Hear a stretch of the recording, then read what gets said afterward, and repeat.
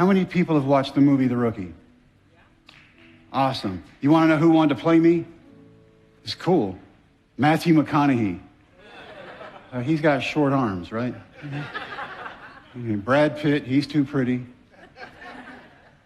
They go down the line. I meet Jim Caviezel and his wife on my way to New York, and they're going home. And he blew me up on the plane. He's like, I almost got to play you. I'm like, dude, you're way too good looking to play me. And then 2 years later, he played Jesus, and I thought, oh. You're going to have somebody play you. We chose Dennis Quaid, great choice from Texas, left-handed. He wanted to make sure that I was happy. He said, if you see anything being filmed that you don't like, you tell me it's out. He, John Lee Hancock, the director, and Disney were true to their word. The movie is over 85% accurate. It's incredible. It's a story about kids who don't believe in themselves and nobody else believes in them. And then they learn how to believe in themselves. And when I push them, they push back, and we make each other better because we're a team. It's not one against one against one. We're in this together. And it's up to us not just to talk the talk, but be able to walk the walk. So when you see the movie, it ends, and it's Disney, and it's big, and that's how it happened. But there's another story. 2001, I was going to be a closer for the Dodgers. Sign, come out here for pre-spring training, work out all winter, lift weights. I'm staying across the street from the Curlin Job Clinic. Go downtown to do my pitching and fundamentals. Throwing 98, 99 miles an hour. Leave here to go to spring training. Drive cross country to see my kids for a couple days. Get to Vero Beach where the Dodgers were in spring training 5 days later. Right? I couldn't judge a ball being thrown back at me in 5 days. I couldn't bunt, which is a coach's job, is to teach their kids how to catch the ball with the bat and put it anywhere you want it. I couldn't even touch the ball. And then I stumbled when I bent over to tie my spikes. So I quit in 2001. Jim Tracy's awesome. He said, if I had more people like you, we'd win every year. He said, if you ever need anything, you call me. Love the organization. Fantastic. Congratulations and kudos to them for finally getting over the top. What a great year that nobody saw. Woohoo! I left there, right? And now this is where I'm going to jump back to the beginning. Pre-movie.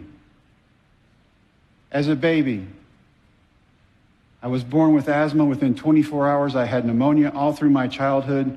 Extreme asthma turning into pneumonia. Never supposed to play on grass ever. Wasn't even supposed to leave the hospital.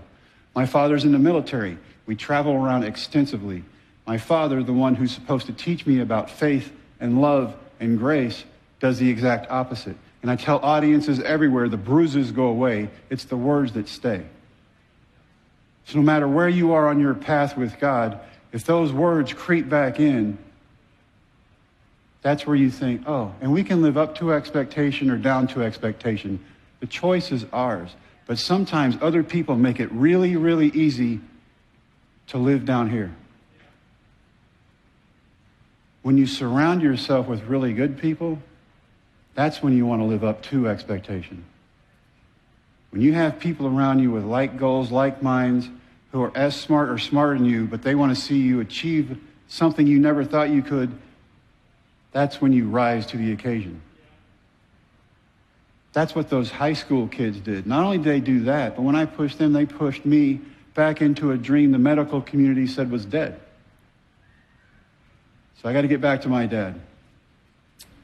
You're not smart enough. You're not good enough. Why do you even try? You're going to embarrass yourself and everybody else. You need to just give up. Holding my little brother as my mom walked out to the kitchen, looks down at me and he goes, this is the one we wanted. We had to get married because of you, but we didn't want you. That probably cut more than anything. Any physical abuse or anything else, that cut. And then you start looking at the mistakes you made and the people telling you, you can't do this, you can't do that. So I wanted to prove everybody wrong, and I did everything. And I found out very quickly that sports, if I played enough of them, I could stay out of the house, and I didn't have to be near him. Because in between the lines of a ball field, I could be the kid I was supposed to be. And even though I had asthma and I was never supposed to play, I flourished. It was like God went, now they're going to tell you can't play, so let's go play. Now you don't have a good dad, so why don't you follow me? For 15 years, I watched my parents throw, hit, curse us, each other, and say things you never promised, never ever to say walking down the aisle of a church. But at 15, they did me a life-changing, I can't even explain what it is. They saved me. They sent me from their house in Florida to my grandparents' house in Texas. The first thing I thought was, this is my father's parents. They're going to be the same way. I'm done. I walked into their house. I had 2 rules. If you do it, own it. Own it, live up to it, move on. Number 2, if you always tell the truth, you do not have to remember what you said because the truth doesn't change. The truth is the truth. At a time when everything was about religion and 4 walls and you couldn't have community, you had to be at church. My grandparents had already broken that mold. I watched my grandparents, and my grandmother was our church secretary for 30 years. My grandfather owned a menswear store in Brownwood, Texas, and you actually have to be trying to get lost to get there, okay? Fine men's clothes. Man fought in World War II. They went through recessions, depressions, civil unrest, and wars. Comes home, young family, starts his dream from the ground up. It's a menswear store. He's fantastic at what he does, but more than that, he's fantastic because of who he has in his life. And I watched them make Thanksgiving dinners for families that couldn't afford anything, buy Christmas presents for families with kids that couldn't afford anything. And if you want to put this picture in your head, picture your grandparents, which I am one now, which is good and bad, depending on which mirror I look in, right? I look back at that and I go, wow, my grandfather was my foundation. He taught me things that nobody else could ever teach me. He didn't yell at me. He didn't curse at me. He allowed me to grow on my own. And then when I messed up, he would go, see, now we messed up here, so let's do this. If you ever make a promise, you live up to that promise, Jimmy, because at the end of the day, when you pass away, you're going to be remembered for one thing. Did you live by your word? Jimmy, it takes a lifetime to build good character. It takes one mistake to destroy everything you've ever worked for. Who are you? These went on forever. And I listened to him and I loved him. He never raised his voice, but you wanted to be around him. And so now that somebody came in and said something, I got to tell you this. Dennis Quaid played me in a movie. My grandfather's best friend was someone he served in a war with. And when he walked in the store one day, as a teenager, I recognized this guy. That's back when we had 3 channels and we were the remote control, right?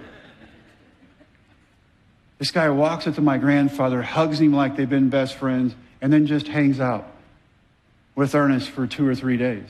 And it was Gene Autry. Gene Autry is related to Dennis. And I didn't know that about him, and he didn't know this about me, and they were friends. It's amazing how small the world is. And we don't need social media telling us how big it is, because God can rein it all in. So I'm playing the game I love, and my grandfather would look at me and go, it is more important to be a good man than it is to be an athlete. And when you're a teenager and being an athlete's all you've known and it got you out of the house and kept you from getting beatings, you're like, oh, no, it's not. Baseball and football, I'm good at. I know that. That's my identity. He goes, never let material things define who you are. You let God define who you are. Then you'll be right and you'll look smart. This is my grandfather. So for 15 years, I could have fallen off the rails at any time. Not on my grandparents' watch.